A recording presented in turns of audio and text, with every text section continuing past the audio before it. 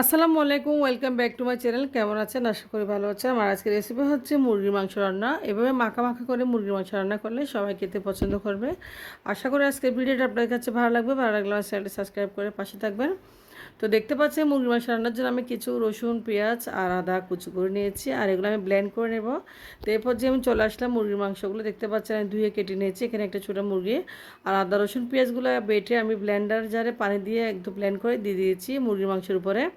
শেষে দিয়েছি এখানে আমি হলুদের গুঁড়া, দিয়েছি মরিচের গুঁড়া। মরিচের গুঁড়া খুব কমে দিব যেহেতু ঝাল ছাড়া একদম। তো দিয়েছি এখানে আমি গরম মশলার গুঁড়া দেখতে পাচ্ছেন 1 টেবিল চামচের মতো।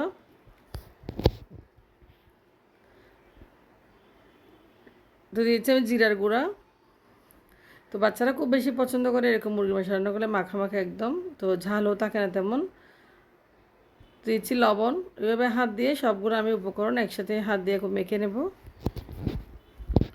তো হাত দিয়ে মেখে নিয়ে একপাশে ম্যারিনেট করে রেখে দেবো 30 মিনিটের জন্য। তো ম্যারিনেট করলে একটু ভালো লাগে আসলে মুরগির মাংসের ভিতরে সব মাংস ঢুকিয়ে।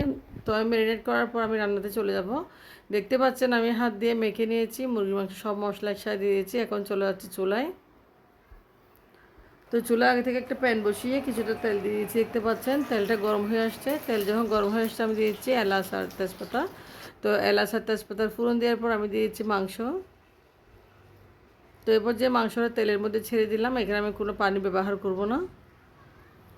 তো মাংসটা এবার রান্না করা আসলে খুবই খেতে ভালো লাগে। তেল একটু বেশি দিতে হবে, কারণ তেল বেশি দিলে মাংস রান্নাটা আসলে খুবই মজা হয়। আর এই মাংস রান্নার জন্য কোনো পানি ব্যবহার করব না আমি, আর কোনো পানি ব্যবহার করব না। যেটুকু আমি ম্যারিনেট করে রেখেছিলাম মশলাপাতি ওইটুকু আমি দিয়ে দিয়েছি তেলের উপরে। তো এখন কাঠি দিয়ে একটু নেড়ে চেড়ে মশলাটা চারিদিকে একটু চড়িয়ে ছিটিয়ে মাংসের সাথে একটু দিয়ে দিচ্ছি। তো আমি দিয়ে চুলা একটা ঢাকনা দিব। এখন আমি 15 মিনিট পর আবার ফিরে আসবো। তো 15 মিনিট পরে ফিরে আসলাম। দেখতে পাচ্ছেন মুরগির মাংসটা প্রায় হয়ে গেছে এবং পানিটা আসলে বের হয়েছে। মুরগির মাংসতে আর কোনো পানি ব্যবহার করি নাই। আর এখন মাংসটা প্রায় সিদ্ধ হয়ে আসছে দেখতে পাচ্ছেন। তো একটা ঘ্রাণও বেরিয়েছে। এরপর যে দেখতে পাচ্ছেন মাংসটা হয়ে গেছে একটু মাখা মাখা টাইপের। টোটাল 25 মিনিট গেছে মাংস রান্না করতে। দেখতে পাচ্ছেন মাংসটা প্রায় হয়েছে। ঝুলটা এত গ্রেভি, মানে ঝুলটা এত ভালো হয়েছে মাশাল্লাহ। তো রুটি পরোটা পোলাও সাদা ভাত সব কিছুর সাথে আপনারা খেতে পারবেন এই মাংসটা। তো রান্নাটা হয়ে গেছে প্রায়, দেখতে পাচ্ছেন উপর থেকে খুব সুন্দর লাগতেছে।